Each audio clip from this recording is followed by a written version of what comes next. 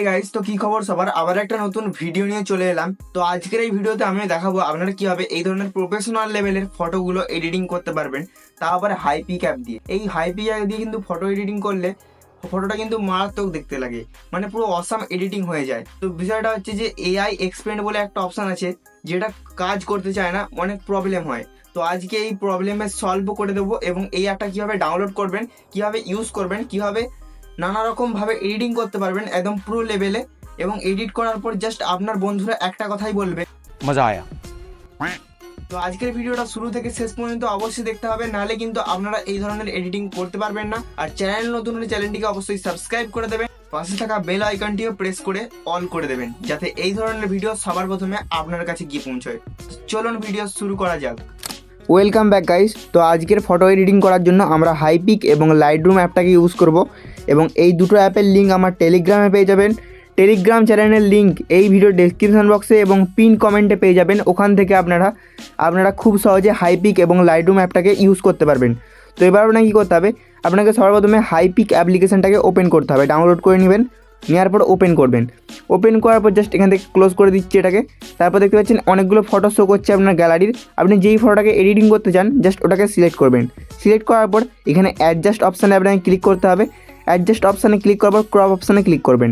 আপনি যেই রেজুলেশনে রাখবেন সাইজটা ওটা রাখবেন, এবং এটাকে ঠিকভাবে ক্রপ করবেন। তো আমি এখানে ঠিক করে ক্রপ করে নিচ্ছি। আপনাকে এমনভাবে ক্রপ করতে হবে যেন মডেলটা বাইরে না চলে যায়, মানে মডেলটাকে আপনাকে ঠিক জায়গায় রাখতে হবে, মানে ক্রপের মধ্যে রাখতে হবে, একদম ছোট্ট করে ক্রপ করে নিতে হবে।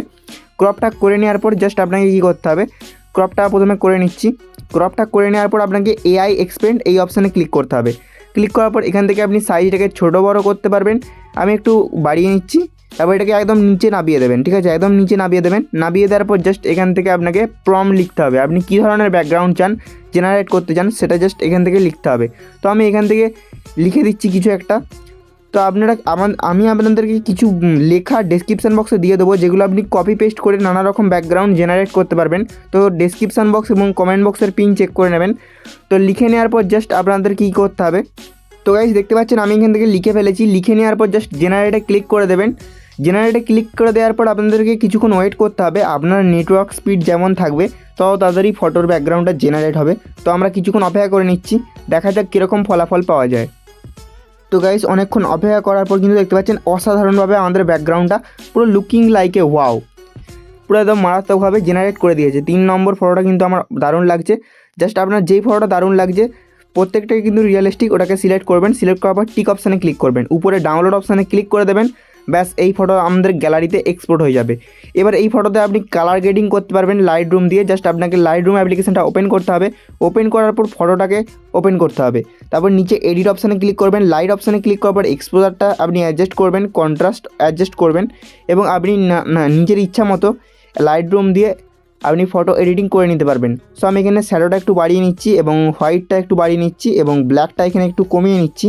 তারপর আপনাকে চলে যেতে কালার টুলে। এখানে আপনার কালারটা যেমন খুশি রাখতে পারবেন। আমি টেমটাকে একটু কমালাম, ভাইবটাকে একটু বাড়ালাম।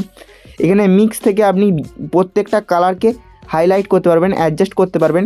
তো আমি এখান থেকে অরেঞ্জ কালারটা একটু মাইনাস করলাম, এবং এখান থেকে সব গ্রিন কালারগুলো একটু হাইলাইট করে দিচ্ছি, ব্লু কালার হাইলাইট করে দিলাম।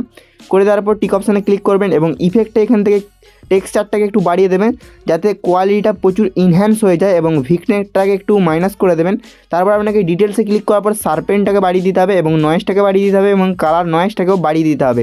এর ফলে আমাদের ফটোটা সম্পূর্ণ এডিটিং কমপ্লিট হয়ে যাবে। ফটোটাকে আমাদের গ্যালারিতে এক্সপোর্ট করে নিতে হবে। তো গাইস এই রকম ভিডিও পাওয়ার জন্য আমাদের চ্যানেলটিকে সাবস্ক্রাইব করে নিন। আজকের ভিডিওটা এখানেই শেষ করলাম। বাই।